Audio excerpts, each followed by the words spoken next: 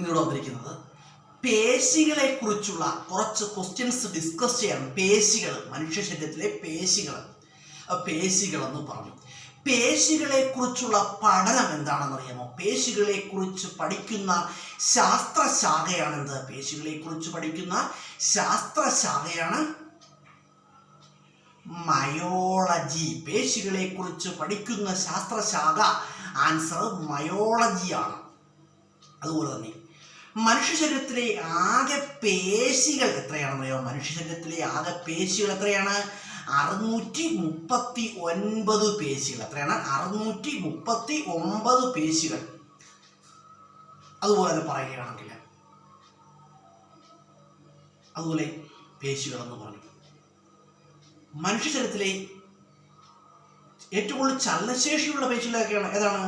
കൺപോളകളിലെ പേശികളാണ്. എന്നാൽ മനുഷ്യ ശരീരത്തിൽ വിശ്രമമില്ലാത്ത പേശികൾ ഏതാണ്? ഹൃദയ പേശികളാണ്. മനുഷ്യ ശരീരത്തിൽ വിശ്രമമില്ലാത്ത പേശികളാണ് ഹൃദയ പേശികൾ. ഓർത്ത് വെച്ചോളുക. ഹൃദയപേശികൾ വിശ്രമിച്ചു കഴിഞ്ഞാൽ പിന്നെ ആ ആളുണ്ടോ? ഇല്ല കേട്ടോ. ഹൃദയപേശികൾക്ക് എന്തില്ല? വിശ്രമമില്ല. നമ്മൾ ഉറങ്ങുമ്പോൾ പോലും നമ്മുടെ ഹൃദയപേശികൾ എന്ത് ചെയ്യുകയാണ്? പ്രവർത്തിക്കുകയാണ്. ഹൃദയപേശികൾ എന്ത് ചെയ്യുന്നു? മനുഷ്യ ശരീരത്തിൽ വിശ്രമമില്ലാത്ത പേശികളാണ് ഹൃദയപേശികൾ. അതുപോലെ ഹൃദയപേശികൾക്കുണ്ടാകുന്ന വേദനയാണ് ആൻജിന. ഹൃദയപേശികൾക്കുണ്ടാകുന്ന വേദന ഏതാണ്? ആൻജിന. ഓർത്ത് വെച്ചോളുക. ഹൃദയപേശികൾക്കുണ്ടാകുന്ന വേദനയാണ് ആൻജിന. കേട്ടോ. എപ്പോഴും മനസ്സിലാക്കേണ്ട സമയം നമ്മൾ എന്ത് ചെയ്യാൻ പാടില്ല? ഒരുപാട് വിഷമതകളൊന്നും എന്ത് ചെയ്യാൻ പാടില്ല? നമ്മുടെ നെഞ്ചിൽ എടുത്തു വെക്കാൻ പാടില്ലെന്നാണ് കേട്ടോ. ടെൻഷൻസൊന്നും നമ്മുടെ നെഞ്ചിലും നമ്മുടെ തലയിലും ഒന്നും എടുത്തു വെക്കാൻ പാടില്ല. അത് എന്ത് ചെയ്യും? പലതരത്തിലുള്ള രോഗങ്ങളിലേക്ക് എത്തിപ്പെടുന്നതാണ് കേട്ടോ. ഞാൻ പറഞ്ഞതാണ്. അതുപോലെ തന്നെ മനുഷ്യരത്തിൽ പേശികളില്ലാത്ത അവയവം ഏതാണ്? മനുഷ്യരത്തിലെ പേശികളില്ലാത്ത അവയവം ഏതാണ്? ശ്വാസകോശമാണ്. ശ്വാസകോശത്തിൽ എന്തില്ല? പേശികളില്ല.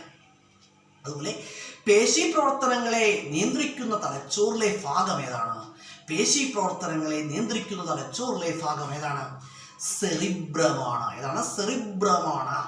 അതുപോലെ മനുഷ്യരത്തിൽ ഏറ്റവും ശക്തിയേറിയ പേശികൾ ഏതാണ്? താടിയെല്ലുകളാണ്. മനുഷ്യരത്തിലെ ഏറ്റവും ശക്തിയേറിയ പേശികൾ താടിയെല്ലുകളാണ്. അതുപോലെ തന്നെ പേശി പ്രവർത്തനങ്ങളെ നിയന്ത്രിക്കുന്ന ലോഹം ഏതാണെന്ന് അറിയാമോ? പേശി പ്രവർത്തനങ്ങളെ സ്വാധീനിക്കുന്ന അല്ലെങ്കിൽ പേശി പ്രവർത്തനങ്ങളെ നിയന്ത്രിക്കുന്ന ലോഹം ഏതാണെന്ന് ചോദിച്ചാൽ കാൽസ്യമാണ്. കാൽസ്യമാണ്. അതുപോലെ തന്നെ പേശി പ്രവർത്തനങ്ങളെ നിയന്ത്രിക്കുന്ന ഹോർമോൺ ഏതാണ്? ഓക്സിറ്റോസിനാണ്. ഓക്സിറ്റോസിനാണ്. അതുപോലെ തന്നെ പേശി പ്രവർത്തനങ്ങളെ നിയന്ത്രിക്കുന്ന വിറ്റാമിൻ ഏതാണ്? Vitamin B1. വിറ്റാമിൻ B1 ആണ്.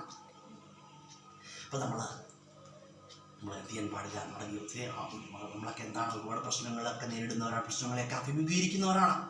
അപ്പോൾ നമ്മൾ ഒരുപാട് പ്രശ്നങ്ങളൊന്നും എന്ത് ചെയ്യാൻ പാടില്ല? ടെൻഷൻസ് ഒന്നും എടുത്ത് ഹൃദയത്തിൽ വെക്കാൻ പാടില്ലെന്നാണ്. അല്ലെങ്കിൽ നമ്മുടെ തലയിൽ വെക്കാൻ പാടില്ല. വരുന്നത് വരട്ടെ.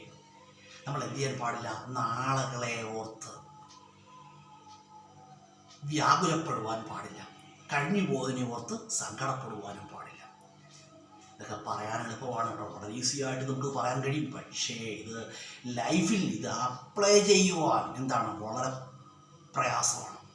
പോസിബിൾ ആണ്, പക്ഷേ ഇറ്റ് ഈസ് വെരി ഡിഫിക്കൽട്ട് കേട്ടോ. നമ്മളെപ്പോഴും മനസ്സിലാക്കണം, നമ്മുടെ ജീവിതത്തിൽ മനസ്സിലാക്കേണ്ട ഒരു സംഗതിയാണ്.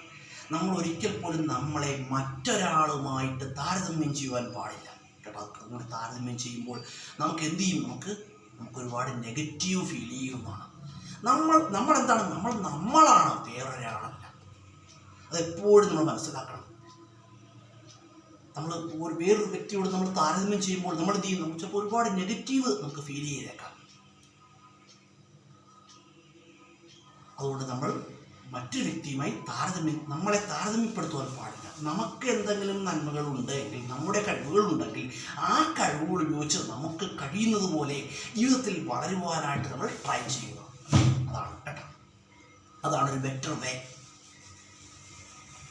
അതുപോലെ തന്നെയാണ് നമ്മൾ ഒരിക്കലും എന്ത് ചെയ്യാൻ പാടില്ല, നമ്മുടെ ദുഃഖങ്ങളെക്കുറിച്ചും നമ്മുടെ പരാതികൾ മറ്റുള്ളവരോട് പറയാതിരിക്കുക. അതെന്ത് ചെയ്യുന്നു, ഒരുപാട് അസ്വസ്ഥതകൾ പിന്നീട് സൃഷ്ടിച്ചേക്കാം കേട്ടോ. അതെപ്പോഴും നമ്മുടെ ബുദ്ധിമുട്ടുകൾ എന്ത് ചെയ്യുക, നമ്മൾ അറിഞ്ഞാൽ മതി. വേറൊരാളെ ഇതിലെന്തില്ല, വേറൊരാൾ അറിയുന്നതിനോട് എനിക്ക് ഇല്ല കേട്ടോ.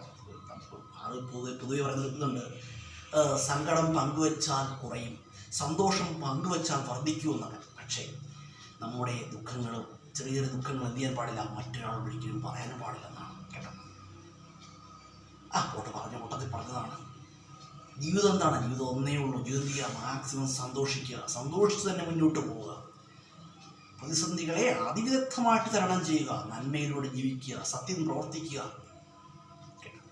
സത്യം ചെയ്യുക, സത്യം പ്രവർത്തിക്കുക. സത്യത്തിലൂടെ മാത്രമേ പ്രവർത്തികൾ ചെയ്യാൻ പാടുള്ളൂ എന്നാണ് കേട്ടോ. നന്മയിലൂടെ ജീവിക്കുക കേട്ടോ. നല്ലത് ചിന്തിക്കുക, നല്ലത് പ്രവർത്തിക്കുക. പറഞ്ഞ കൂട്ടത്തിൽ പറഞ്ഞ